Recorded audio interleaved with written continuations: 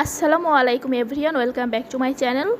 কেমন আছেন সবাই? আশা করছি আল্লাহর অশেষ রহমতে সবাই অনেক ভালো আছেন, সুস্থ আছেন। আলহামদুলিল্লাহ আমরাও ভালো আছি। নতুন আরও একটি ডেইলি লাইফস্টাইল ভ্লগ নিয়ে হাজির হলাম। আশা করছি আজকের ভিডিওটি আপনাদের কাছে ভালো লাগবে। আজকের ভিডিওটা ছিল রবিবারে, তো সকালবেলা এখন আপু নাস্তার জন্য কিছু পিঠা বানাচ্ছিল। তো এখানে খেজুরের গুড় দিয়ে তারপরে গুঁড়োটা ভালোভাবে গুলিয়ে নিচ্ছিল পাকন পিঠা বানানোর জন্য। তো অনেক অঞ্চলে কিন্তু এটা তেলের পিঠাও বলা হয়।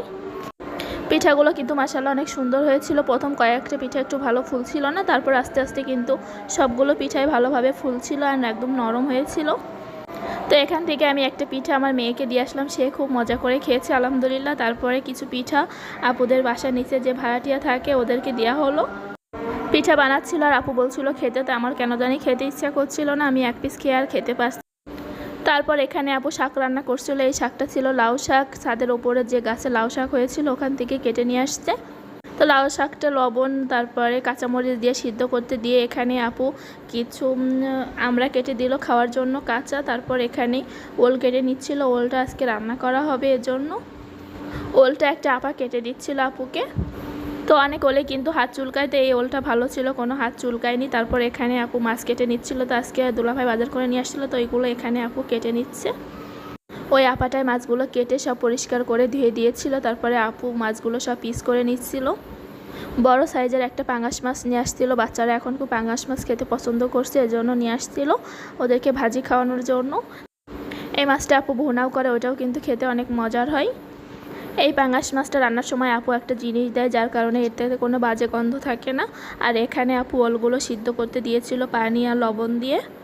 এভাবে একটু ভাপ দিয়ে রান্না করলে তাহলে আর কোনো গাল চুলকায় না।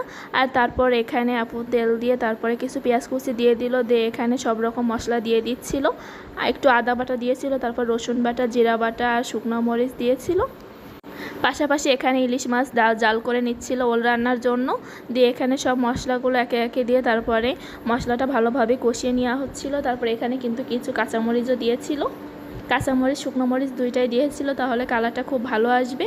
তারপর একটু পানি দিয়ে ভালোভাবে একটু মশলাটা কষিয়ে নিচ্ছিল। গুঁড়ামরিচ দিয়েছে এজন্য যখন তখন পানি দিয়ে দিল, তা না হলে মশলাগুলো একটু পুড়ে যাবে। তারপর এখানে হলুদ দিয়ে মশলাটা একটু ভালোভাবে কষিয়ে নিতে হবে, তেলটা উপরে ভেসে আসা পর্যন্ত।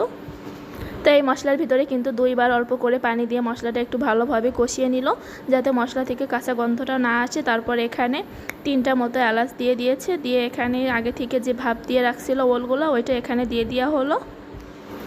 এখন এই মশলার সাথে ওলগুলো খুব ভালোভাবে কষিয়ে নিতে হবে, আর পরিমাণ মতো লবণও দিয়ে দিয়েছে। এখন ওলগুলো ভালোভাবে কষানো হয়ে গেলে এখানে নারকেলের যেই দুধটা থাকে ওইটা দিয়ে দিল। নারকেলের দুধ দিয়ে ওল রান্না করলে কিন্তু আরও খেতে বেশি মজার হয়।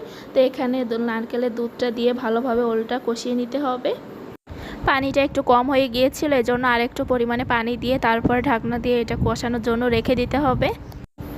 তারপর রান্না করছিল আর আপু বলছিল যে আপুর এই ড্রয়ারটা অনেক অগোছালো হয়ে গিয়েছে, এখান থেকে সব জিনিস নিয়ে রান্না করা হয়, তো এভাবে করতে করতে অগোছালো হয়ে গিয়েছে, তাই এগুলো একটু গুছিয়ে দিতে বলছিল।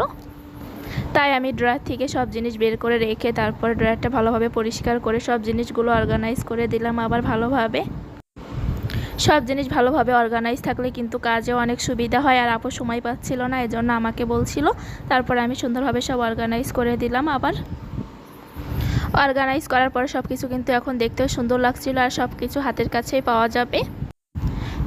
এর মাঝে আপু রান্নাও শেষ হতে যাচ্ছিল, তো এখানে ওলটা ভালোভাবে কষিয়ে তারপরে এখানে ঝোলের পানি দিয়ে দিয়েছিল।